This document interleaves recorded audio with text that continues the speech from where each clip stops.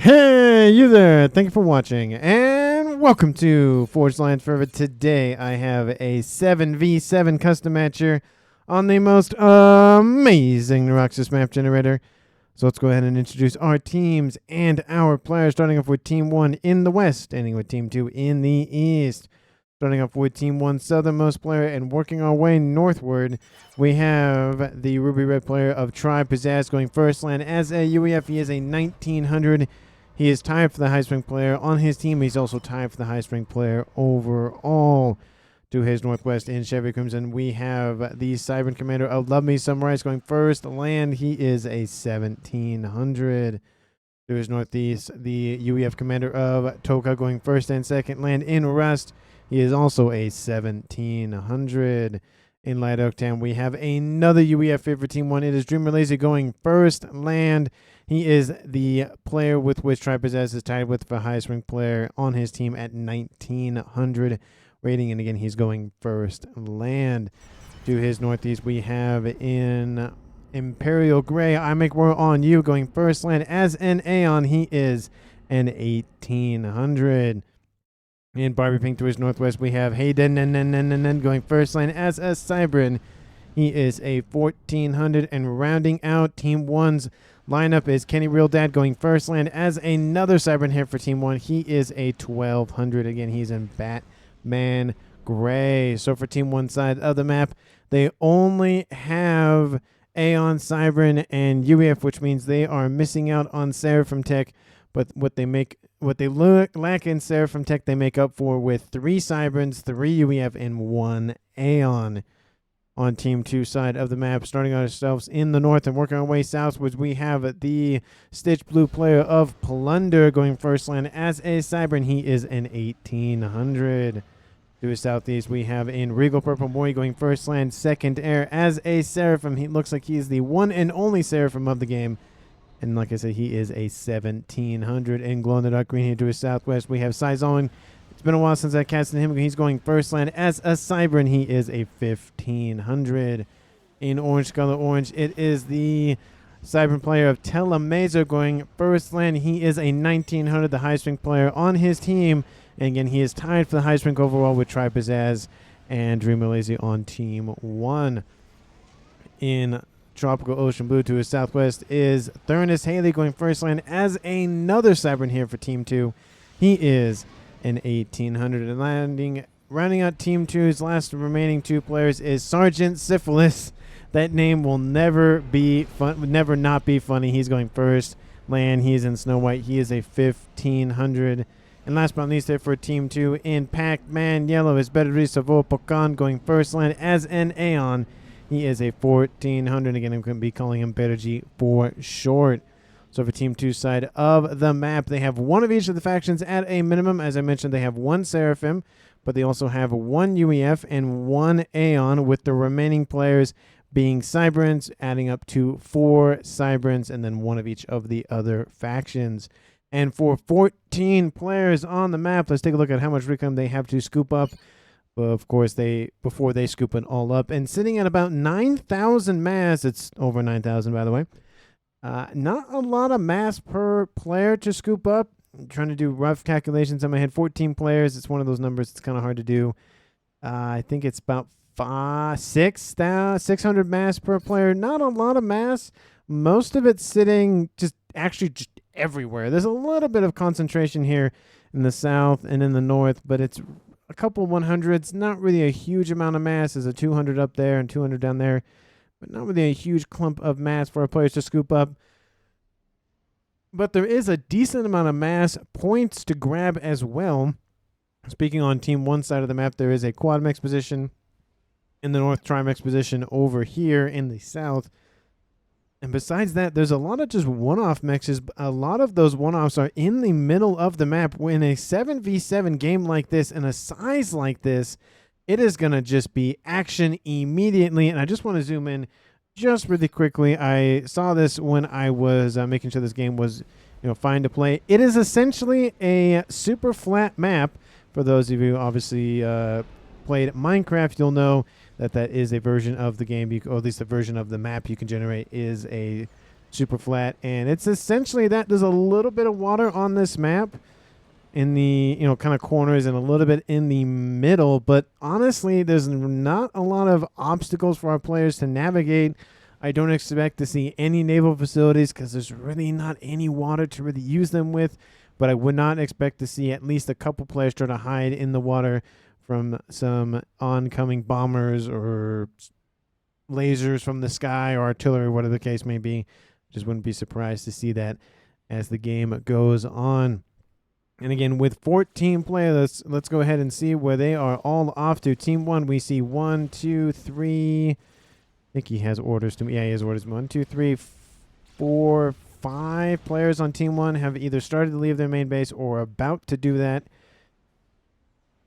Yeah, 5, and I have to count correctly. And then Team 2 has 1, 2, 3, 4, 5, 6. Looks like 7 possibly. I say 6, so most of the players in the game are leaving their main bases, traveling to the middle of the map. We already see a huge expansionary effort done by Toka to push into the middle, grab as much as he can, because again, it is going to be a lot of comms dying here. I mean, with 14 players, very, decently small map. Not a lot of obstacles to hide behind in terms of mountains or valleys, whatever the case may be. It is going to just be land all day, every day. We already see raiding going down here.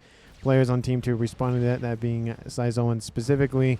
Again, we see the expansionary efforts of both teams trying to get to the middle of the map as soon as possible and establish some front lines. I expect to see that front line to crumble and fall and being reinforced and go back and forth, back and forth. I don't expect one side to really stay super like this is a position, I'm going to hold it, and that's going to be it kind of thing. It's going to probably be a lot of back and forth. There might be some of that, but again, with 7 comms on each team, most of them might go for gun.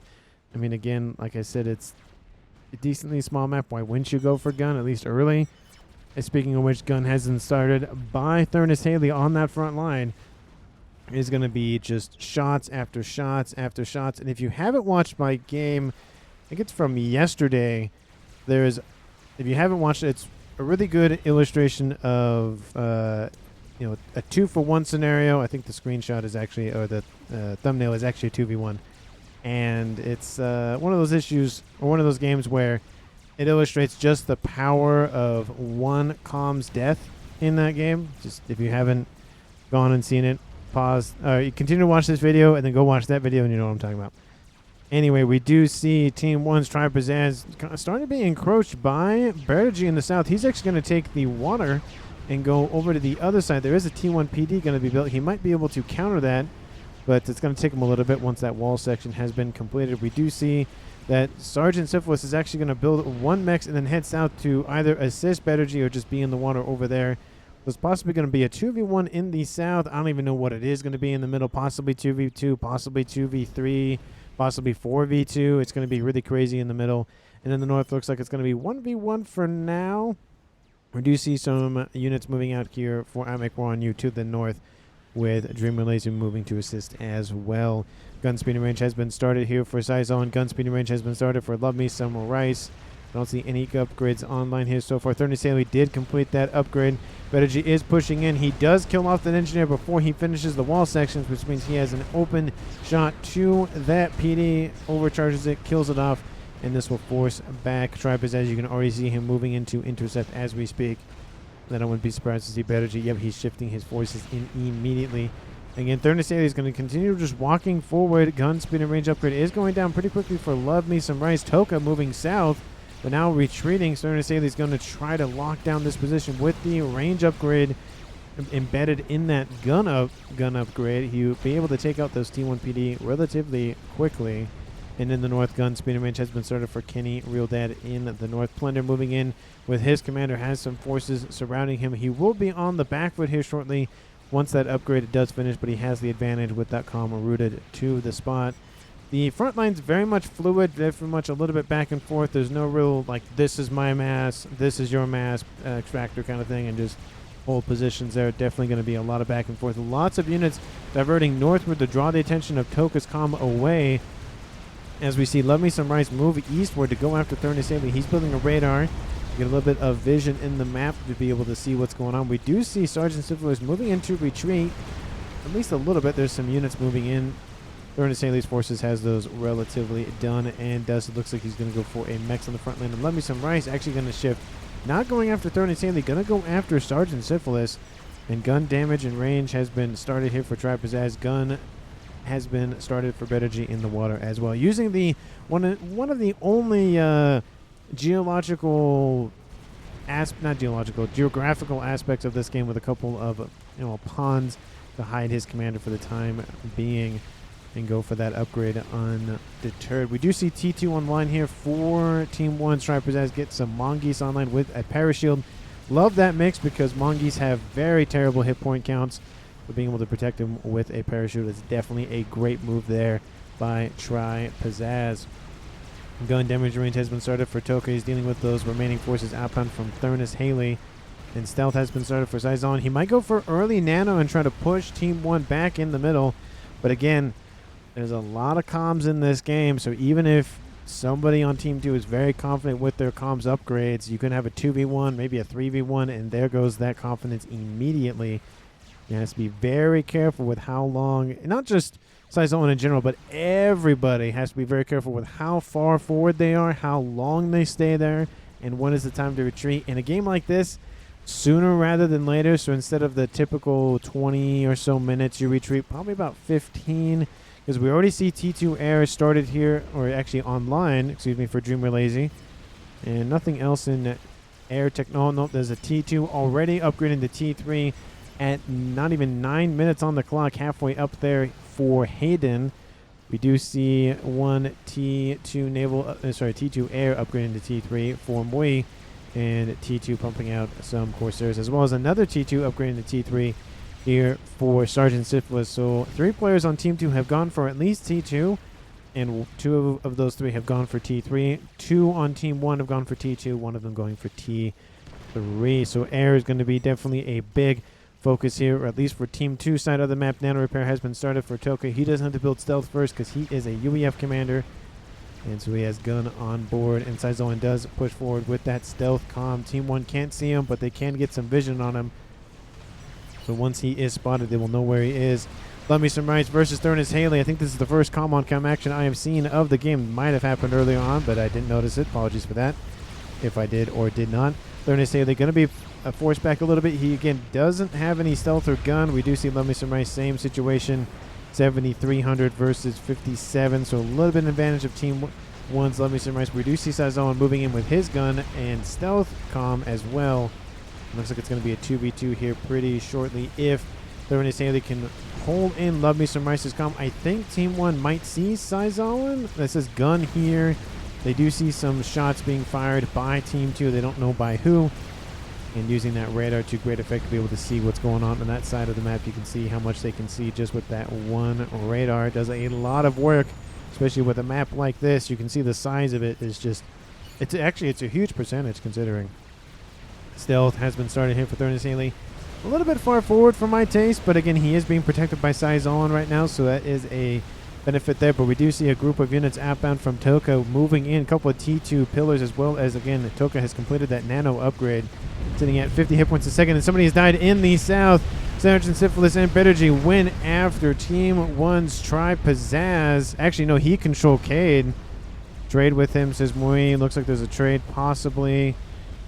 That's Mui. Don't know what's going on. Looks like Team 1's comms of both Hayden and Kenny pushing back on Plunder in the north. The last thing you want to have on this game is an entire flank collapse, because then you have to deal with attacks from the north and the west instead of just the west. Toka and Saizon trading blows, but Toka not firing at Saizon's commander because he can't see him. You can see that he can see him, but he can't see him. So being Toka can't see Saizon, but Saizon can see Toka, but he just needs to get in range of vision, then he can start firing. You can see that now Toka can see him, and so shots are being fired upon on that commander. We do see, again, Haley is nearby, and again, it is a 6v7 in favor of Team 2. We do see some Corsairs over the top going after Love Me Some Rice's comm. He is dropped into the yellow. Decent amount of Corsairs trying to go for that snipe, get another kill here for Team 2. and drop this game to a 5v7. Hasn't done that yet, but Toka now being forced back by Saizolan and a decent amount of Mantis nearby. Needs to get some assistance in either air or ground efforts, but Toka is being surrounded, and now comes Thurnis Haley's commander. It is a 2v1 scenario here.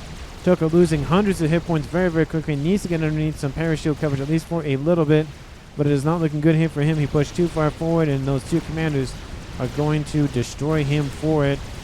Both of them are, I was going to say both of them in the green, but one of them is in the yellow, but not enough hit point differential to make a difference, unfortunately, for a murder-suicide situation. There goes Toka's team on team 1. There he goes.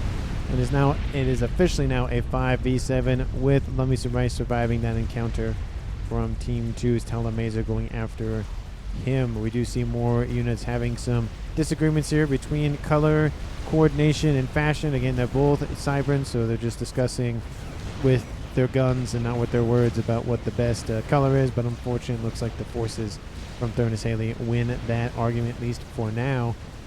We do see again in the north, Team 1's Kenny pushing it against Splendor. We do see that Hayden is establishing a frontline facility a little bit further back. Nice little AA facility just to protect themselves just in case they need to retreat.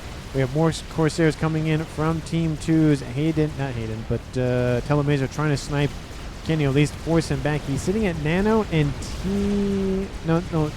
2-star veterancy and gun, and almost 3-star veterancy on board that commander. So lots of hit points, lots of regen. 90 hit points a second, going to be a little bit more annoying to deal with. We do see that AA gun coming into fruition with taking out the rest of those Corsairs from Team 2.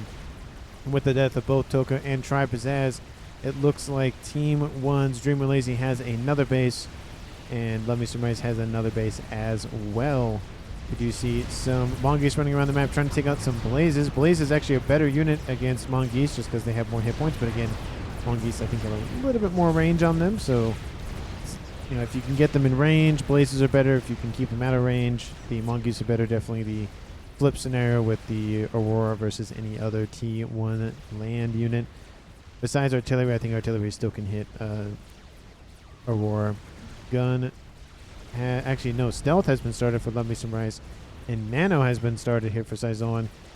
Not really a lot of action in the middle with the death of Toka, so he's perfectly fine doing that. And Team 2 has been trying to snipe Team 1 for a while, so they're kind of thinking about that. You know, air supremacy dealio. We do see T3 has been established by 1, 2, 3 players on Team 2. Team 1 only has the 2 players. One of those players does have dual base. That is going to be a thing to factor in. T3 now hasn't been started yet here for Lummi Surprise. He's sitting on a Cybern and UEF merger in the south and trying to fall back and establish a new front line. We can see that Team 1's southern line is starting to collapse, while Team 2's northern line is starting to collapse. So this is the sides to watch out for. The mill is going to be a little bit more annoying to deal with because obviously in both cases you can have forces from the north and the south come in to assist either offensively or defensively. So it's kind of a net zero in the middle. But the edges you can only engage obviously from the east or the north, talking about Team 2, or the west or the south for Team 1. And you can see, of course, actually, I guess that's the south-southwest. We do see Kenny trying to push him once again. He now is at 3-star veterancy. Stealth on the way here for Plunder. He's sitting at 2-star veterancy. And now he's going for his nano upgrade, trying to catch up with Kenny Real Dad's upgrades. Hayden hasn't gone for any upgrades himself.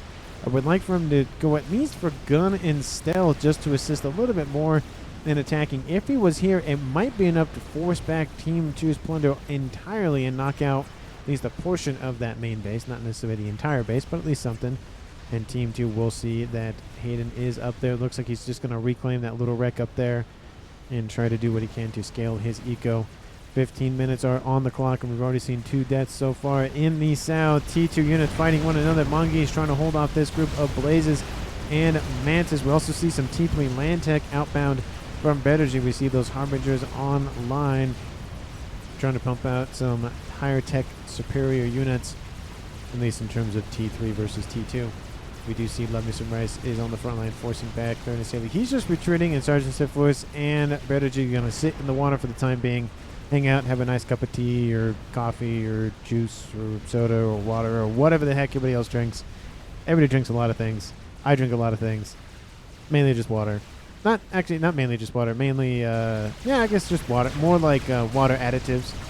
I'm not trying to promote anything or general. I haven't been sponsored by anybody. I would like to be sponsored, but Gamer Sup's really good. I really like their Guacamole Gamer Fart 9000. If you've ever had that, it's really, really good. But we do see Kenny just being bombarded by both aircraft and ground forces and a comm by Blunder himself. And unfortunately here for Kenny, he will be destroyed by that coordinated attack outbound from Team 2, dropping this game to a 4v7. So before 20 minutes has hit, Team 1 has almost lost half of their players. Team 2 and Team 1 having an air fight over the top. Looks like it's going to win for Team 2 just due to the sheer number of different groups of ASFs. We see 3 of them, obviously mirroring the 3 different players in air. We do see that Team 2 now with that advantage is going to start punching forward with more gunships. Maybe they're trying to find Hayden's commander. They're only T1 AA gun, PD, not PD, but turrets. Not really a huge lot of damage on board those weapons. We see more of them being built. Looks like they're going to go after mass assassination efforts. Actually, yeah, that is what they're going for. Hayden just has to sit on the north. He doesn't want to be sniped. He could easily be sniped, but he does have some ASFs moving in, but Team 2 is going to guard their gunship investment as well. So Team 1's going to start losing a decent amount of eco in the north unless they can deal with that. ASFs do sneak by and get in and kill off both those gunships. ASFs will fight once again, still leaving Team 2 in control of the air. And now with the death of Team 1's Kenny Lee, a lot of the momentum has now shifted in Team 2's direction, and Plunder is moving forward with a couple of these little fire beetles. But unfortunately, those Harbingers can't see them because they have cloaking. And I think they have radar jamming as well. They have transportable cloaking, suicide weapon.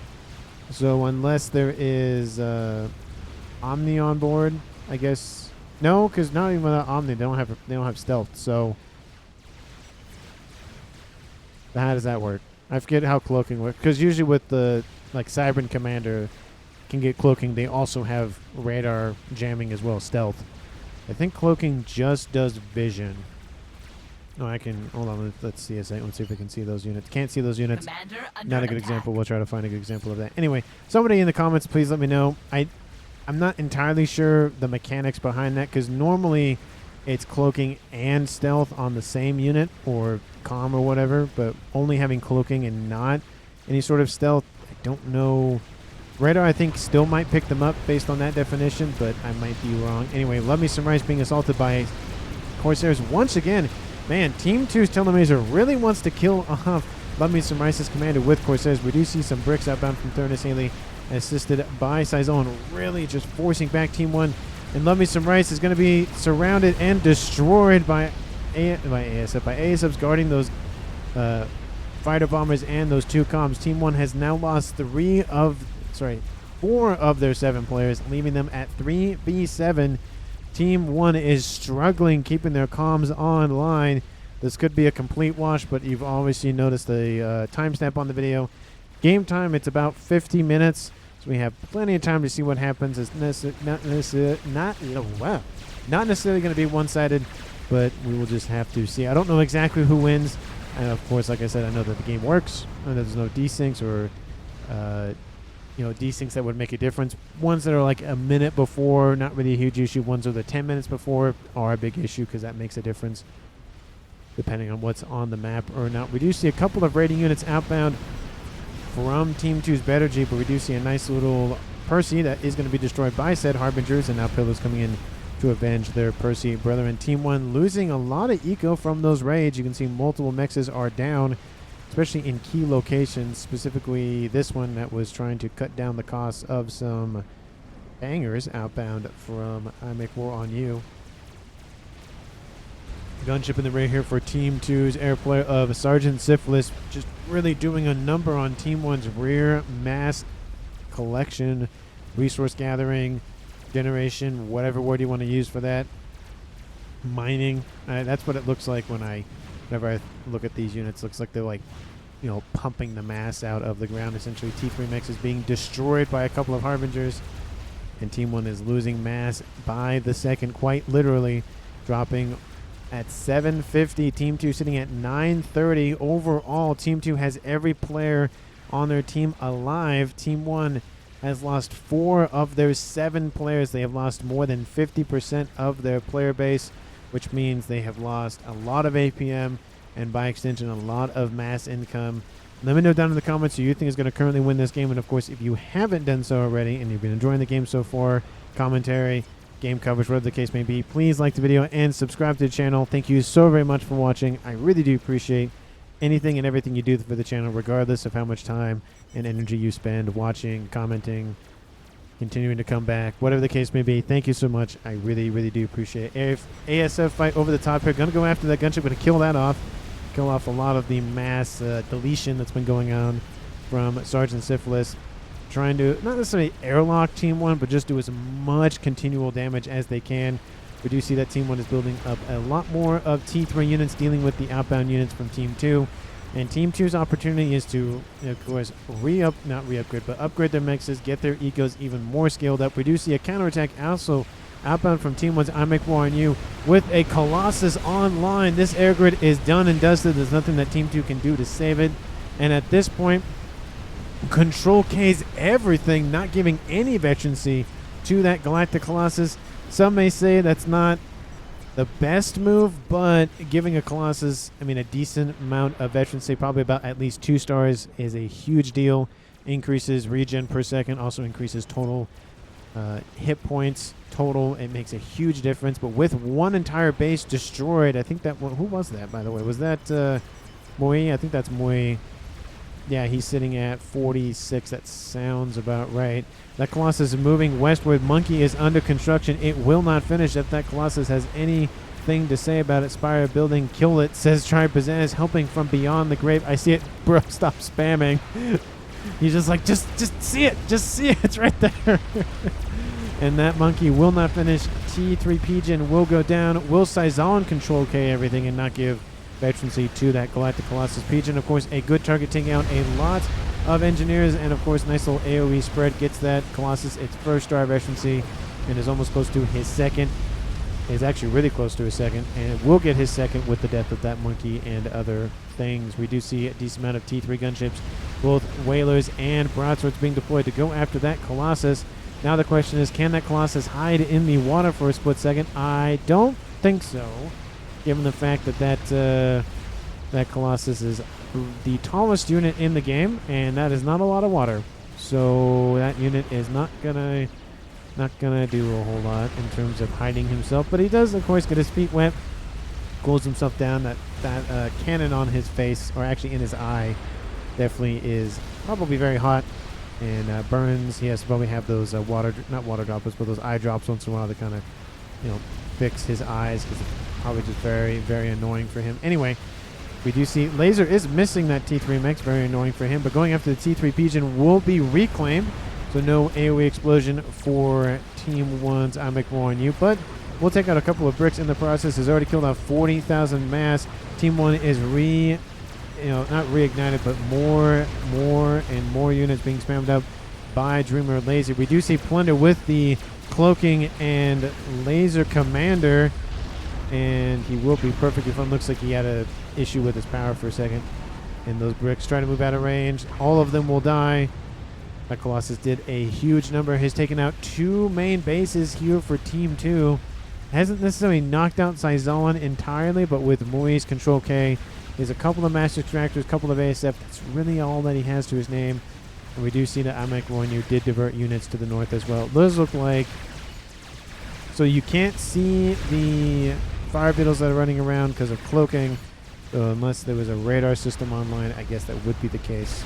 The Plunder coming in to assist as well. This is, again, a perfect example of what I was talking about earlier. They cannot see him. Actually, they can see him. Excuse me. It looks like he is having those power issues, so his cloaking coming on and off. You can see it's a positive and negative. He's trying to keep it online, but every time he runs it, he loses it, and it goes off, on, off, on, off. But he has dealt with those incoming units, and his base is torn asunder. So 3 main bases for Team 2, severely damaged, if not entirely destroyed. It will put a lot of the pressure on Team 2 for more defensive measures, giving a little bit more time for Team 1 to build up more defenses and more units on their side of the map. We did see, I think, a little bit more pushing back here in the south by Dream and Lazy. He has control of everything in the south. iMechWarrenU has 2 bases, with his main base and his frontline base, and then, of course, the air player of Hayden expanding his air grid, as well as Dreamer and Lazy. We did see another experimental somewhere. There it is. It is a Monkey Lord Online Team 2. I don't think they have any experimentals yet. Colossus has been started by Battergy, ASF, and Gunship Production still all coming online here for Sergeant. These bases has been destroyed. No experimentals yet here for Team 2 in the north. Now the Colossus is online for iMechWarrenU. He's just going to keep throwing those at his opponent. If it works the first time, and you don't notice any significant buildup, why not do it the second time? ASF fight does get won by Dream and Lazy. Gunships do make it out of dodge, though. Unfortunately, those whalers probably should move. Probably. If Dream and Lazy notices those, which he hasn't, then he probably would have gone after those, but he's not going to go because he doesn't see them.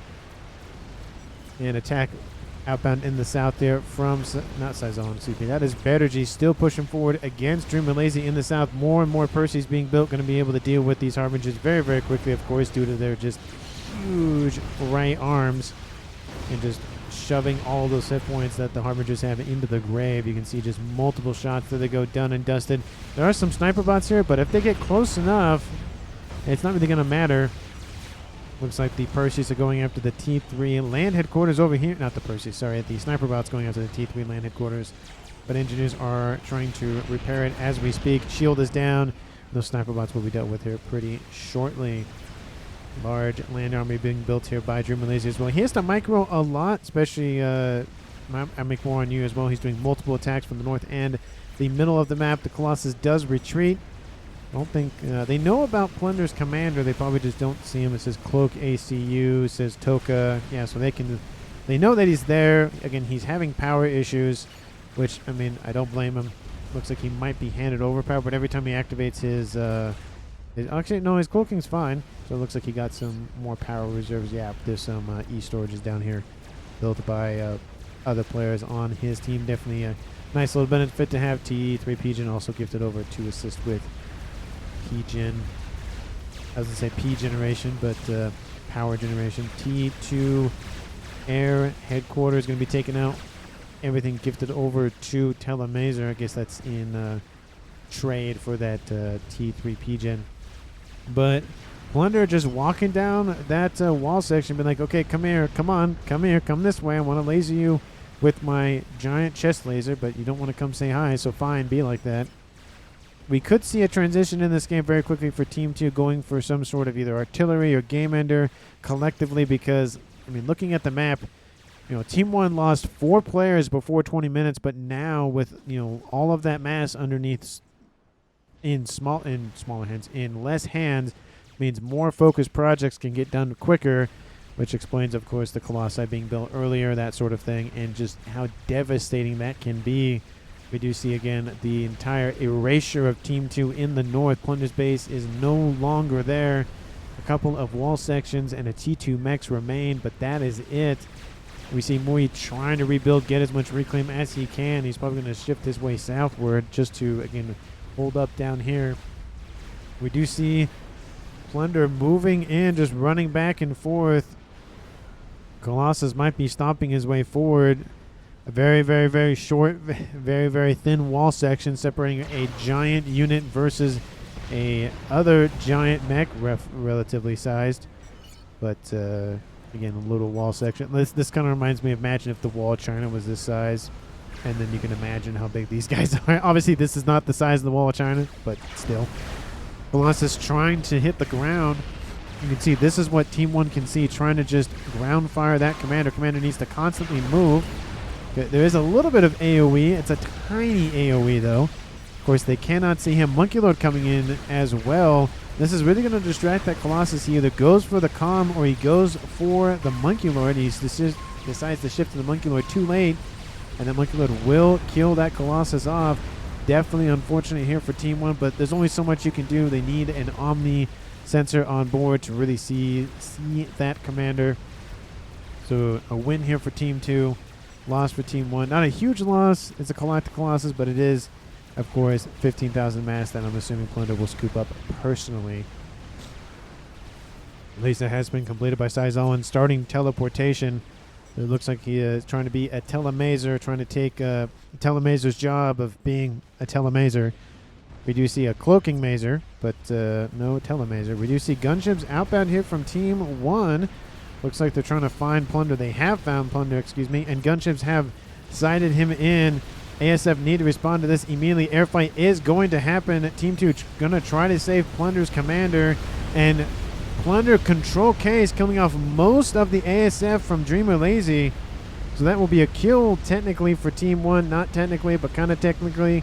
And unfortunately, it does not result in Team 2 gaining air control, but it took out a lot of ASFs. So it could have been air dominance for Team 1, but right now it's just a little bit of air control.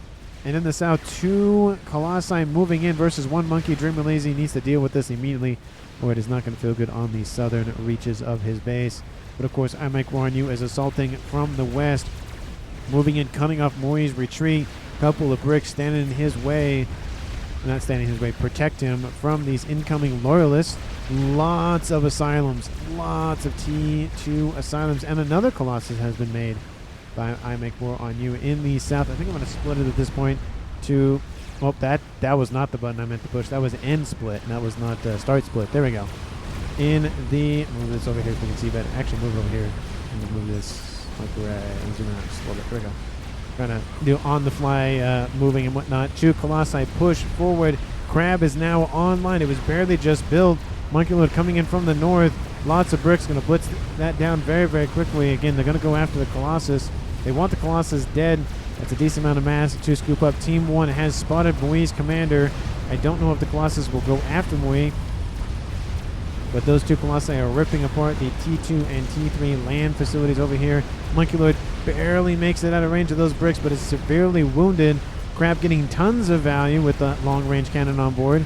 And it looks like Team 1's I Make War on You is just going to leave Mui alone. He could have gone after him, but he could have been also busy doing something else and not really noticed. But that does happen. Monkey Lord trying to come in and kill off the rest of these bricks. Does get a rank of veterancy, and a Percy gets grabbed by that Colossus. 1 Colossus coming in straight from the south, and 1 that shifted over just a little bit.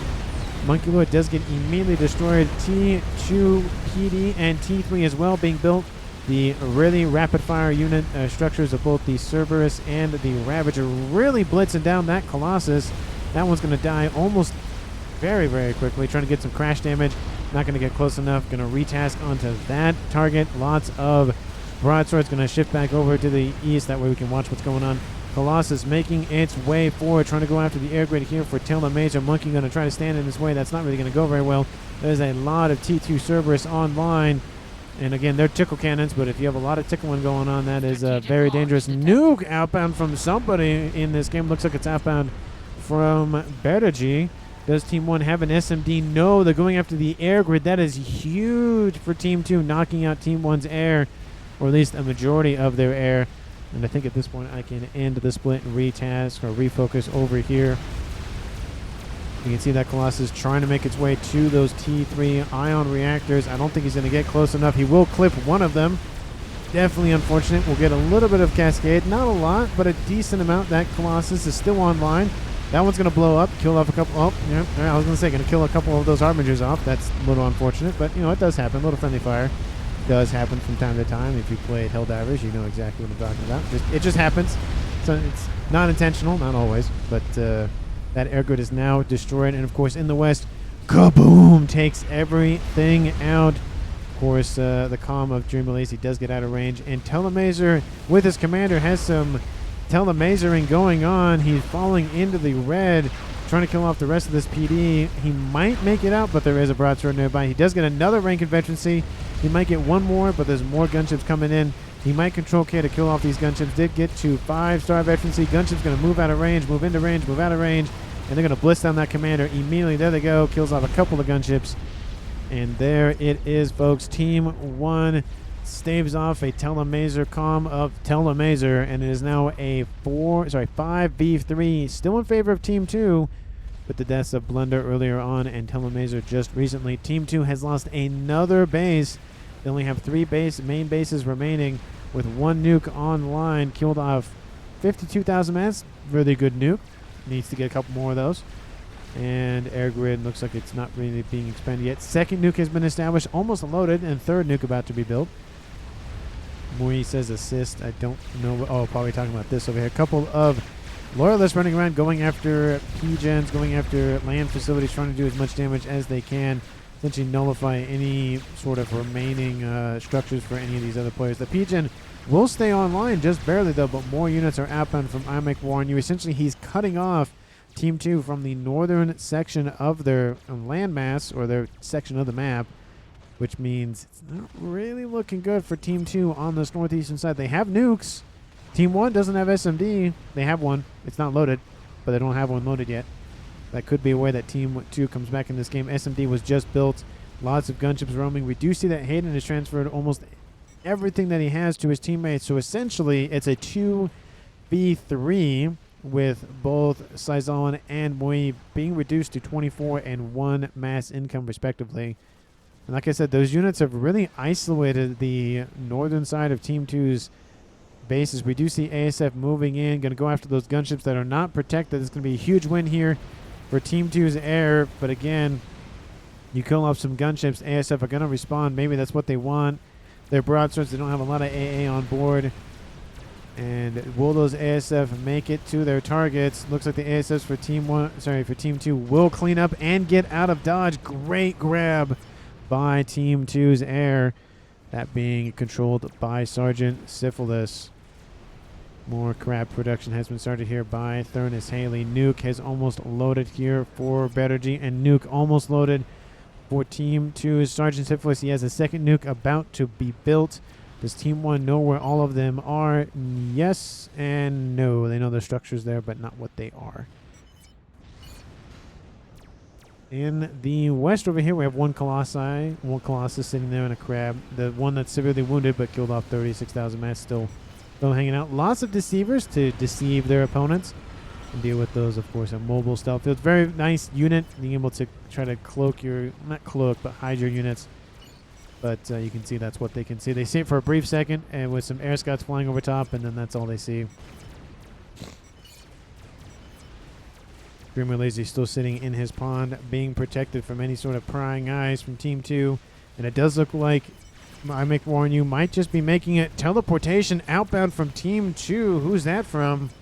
That is from Saizolan. Does he know where I make warn you's commander is? I don't know, but it looks like he's just going in for killing off some mass extractors. One is barely upgraded, about to upgrade to be T3. Another nuke going to land, taking out this base here. Going to get a nice little AoE spread. Another nuke outbound going to go after here. Team 1's Dreamer Lazy is feeling the nuclear pain from Team 2. Again, I have to keep correcting myself every time I say it. And looks like the teleportation has stopped. I think Saizolan has found... I know what he's doing. So he got rid of the laser, and he's building torpedo. So he's going to teleport into Team 1's pond over here and try to torpedo at least one of the commanders. Nuke lands, kaboom. Nuke lands, kaboom. Kills off more mass income. For Team 1, they're now sitting at 1.3 versus 1k mass income here for Team 2. Differential being about 300 mass, roughly. Team 1 did hit 1.4. Okay, just briefly. T3 going to be built. So that way they, Saizolan can again build those T2 torp launches very, very quickly. Bombers over here just kind of raiding Team 2 side of the map. Couple of crabs to the north dealing with all of these units. Lots of asylums.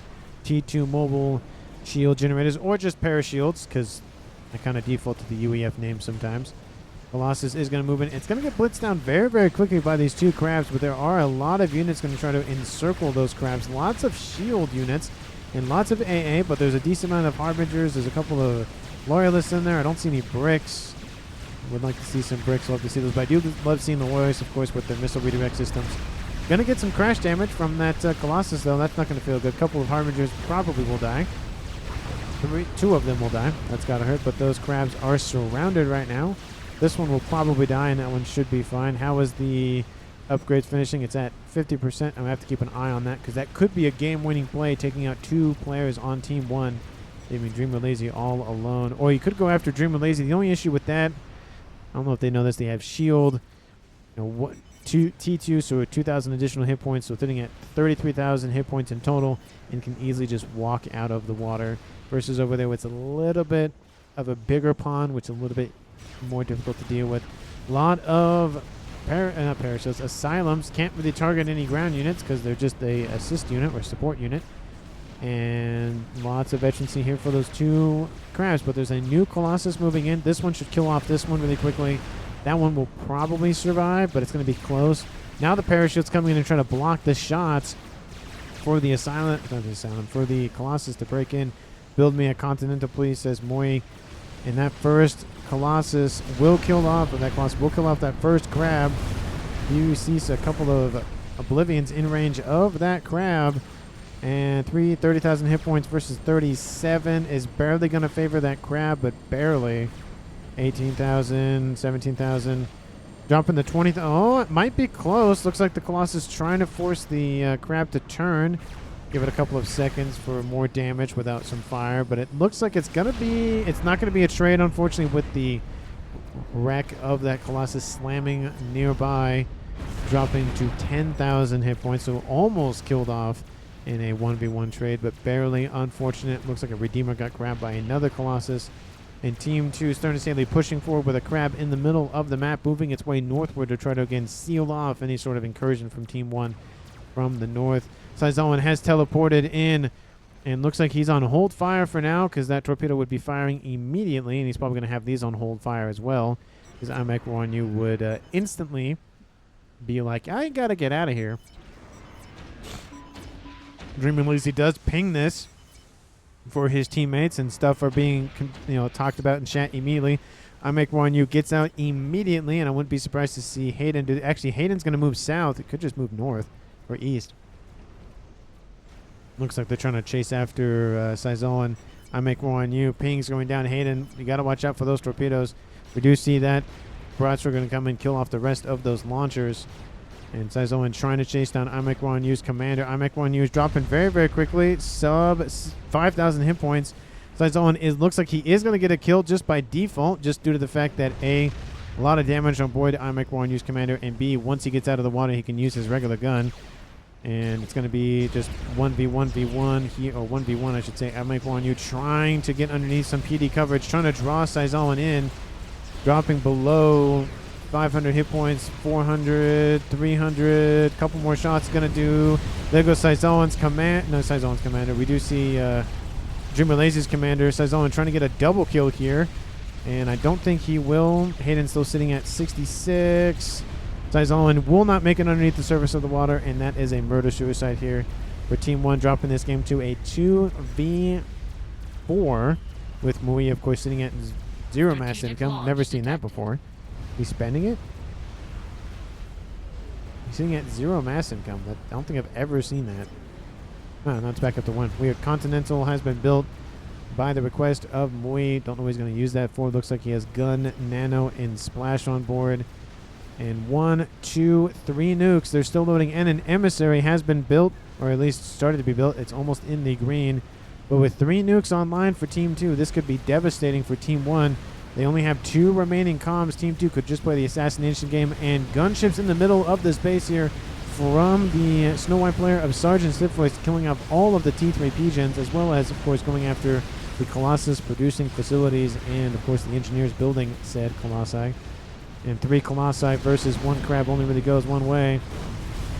Pigeons being hyper-focused down to get a nice little AoE explosion. More AA being built as quickly as they can be. Drew Malaysia is going to have an issue, of course, with APM. There's only so much he can do so quickly. SMD has been built, and it has been loaded. There's also an SMD down here. Will not load in time, but a crab has been built to deal with these Colossi down south from Team 2's Beregi. This one will die pretty quickly, and then this one might make it to the the SMD. If not, the bricks will make it. There's also the Continental with some engineers. Looking like he's going to reclaim on this side of the map. Wow, that is a really big number down there. What is they sitting at so far? Sitting at 437,000 mass on the field. Almost enough to build 2 of anything in the game, including those really, really fun game enders. But we do see a new crab online for Third and Haley. Both of those Colossi have been destroyed, and more shields going to be built around that SMD. SMD about to load. Nuke does get shot down. And Team 2 has really bunkered down. That is a lot of AA emplacements for Thurnis Haley. 42, and I wouldn't be surprised to see other players on Team 2 building their own. Another 11. And Berigi, do you have some of your own? As our TMD looking for... Looks like he has some mobile T3. That's really good to have. I just don't see any stationary. But his artillery has now been completed. Does Team 1 know about it? No, they do not. At least they don't know about it exactly. They will in a couple of seconds. Bricks moving forward, holding position. SMD is still online. Percy's moving south. Going to just be a 1v1 fight, especially with this crab and crab fight. Couple of Ravagers going after the bricks first. Should be going after the crab, I feel like. Crab does get saved a couple of thousand hit points from the shield. I feel like if those servers were targeting the Ravagers were targeting the crab, it would have been a better engagement, at least for the remaining crab. But for Dreamer Lazy, crab does get defeated, and Percy's do move in. And I think with the remaining shots and the Ravagers there, it might just be the kill. Going Czar, says Berigi. Looks like that Megalith will not be long for this world. There he goes. But it would have been close. It would have been close if that crab would have survived with that Ravager. Donut is already half done here for Berigi, and with that artillery online, again, shield needs to be, again, have power. You need to have excess power, which you don't have, but you know, he's going for a Donut very, very quickly, so you know, can't blame him for that. It is at 0 speed, so that is a really, really, really quick Donut. This nuke is killed off 104,000 mass. Another nuke built by Team 2's Sergeant Syphilis, and Air Grid has been targeted. Looks like a array of Dukes is going to be built here pretty shortly. Needs some P-gens, though. Or that is just food for that artillery emplacement for Team 2. Nope, doesn't. The ring is pretty short on that emissary fire. Fat, says Saison. There is a Fat Boy online going after the engineering efforts here from Team 2. I mean, might as well scoop up the reclaim on your opponent's side of the map if they're not going to go for it, because why not? Again, Dreamer Lazy has so much to deal with. I don't know if Hayden is busy doing something or he had to go or something. We did see him move, but I mean, I would like to see him get transferred over maybe the ASFs or just some land engagements or something to be able to use a little bit more APM, because that's what's keeping Team 2 in this game. Is they have more players, means more APM, which means more things they can do per second, of course. Bug. I'm not a huge fan of the bugs. They're a fine unit. They're just not my favorite. Donut has been completed over here. Going after that Fat Boy. Wait for the love. Please make at least one factory spam scout on repeat. ASFs, at least what remain of the Air Force here for Dreamer Lazy. Going after the Donut. The Donut, again, survive a decent amount of shots from a... ASF, but the shield gets ripped up really, really quickly. And there is a desync, but as you can see, we can kind of see in this game that it's starting to shift in Team 2's direction. That was another reason why I made a comment about the desync issue, is that you can see Emissary already firing on this position, and the shield grid is not really well established. Once that SMD falls, that is essentially this position done and dusted for Dreamer Lazy. And with artillery, I think at this point I can speed it up to +2. Of course, we have a nice little bug running around the map. Where did that bug go? Oh, it's over here going after this SMD, and I think it might sacrifice its life for this SMD. There's also one right there. This SMD has been destroyed. Donut getting a decent amount of veterancy to survive. ASF's going to respond to said bug first. But again, it's going to be a little bit harder to deal with that bug. ASF's now being diverted over to the Tsar, who's already in the yellow, so you might as well go after that target. And large land engagement going after those crabs. Crab deploying the whole walk very, very slowly backwards. Kill, calm, says Moy. Does Team 2 even know where they are? Looks like they know where Dreamer Lazy is, and they know by XCOM, huh? Like the reference there from Hayden. So Team 2 knows where the comms are, so it's not really a huge surprise where everything is. T3 Air Headquarters has been targeted. SMD is gone here, as well as it is the one south. There's one SMD still remaining here, and pings do go down for Dreamer Lazy. Looks like he's building a T3 upgrade on board that commander. Nuke is going to land over here, kill off everything that he is building. Dreamer Lazy finishes a Colossus. And just in the nick of time, because that base is destroyed. Kaboom! And those land units from Team 1, they don't really go anywhere. I kind of knew that was going to happen, just because you can saw that the crabs were decently far back, and it was just moving closer and closer to Team 2 side of the map. It just was not going to be enough, especially with the bugs being spammed out by Thurnis Haley and more units outbound from his pushing against this SMD. Looks like there's another one built here. Lots of SMD built by Team 1, but T3 area coordinates has been destroyed. So no more ASFs, at least in the UEF variety, unless he has a backup one. Another donut online here for Team 2, unless it's... Nope, it's the same one. Okay, never mind. Don't know what anybody else is going for. Nuke. Any of them loaded yet? No. How about this nuke? No, it's not loaded yet. Still only killed off 144,000 mass. 48 minutes, almost 49 on the clock. I think, yeah, like I said, once the SMDs fall here for Dreamer Lazy, that's it. And as you can see, gunships immediately going after it. Going to be able to get underneath the shield. Very pesky little unit that they are. That is the benefit of T2. Shielding is because the shield is a little bit shorter. Those gunships have a harder time getting underneath the full, like the breadth of the shield because it's so tall. Donut is inbound, going after Dreamer Lazy's commander, and hitting Control K's in the north, leaving Dreamer Lazy as the sole survivor for Team 1. Gunships moving in as well. Those bugs. Looks like no, they're just going to leave him there and go northward. Sergeant Syphilis Control K's, and that is the replay here. It ends, but as you can see, Dreamer Lazy was going to lose that once the SMD fell. That was it. Team 2's nuke was, this one isn't loaded. This one isn't loaded. This one is loaded. That one's about to load. So that would have been death by a couple different things. But let me know down in the comments who you would pick for MVP for this game. I think overall, Thurnis Haley was really solid this game. He did a very good job in the middle, putting the pressure on Team 1. Of course, we had Bergerji putting pressure on the south as well. Telemazer tried to come in with his Telemazer move. Didn't really go any well. Same with Zizon. He did get a kill, and Mui held off. He didn't control K. He's kept himself in the game. He did what he can to come back. And I don't know who exactly to give it to. I might just give it to Bergerji only because he built the first nuke of the game, which really set the stage for Team 2's comeback because they were starting to lose a lot of territory. And he built the artillery. Donut was a nice touch, but I think those two pieces right there, that was essentially set the stage for Team 2's victory. Again, let me know down in the comments who you would pick for MVP. I'm going to go with Bergerji for Opocon.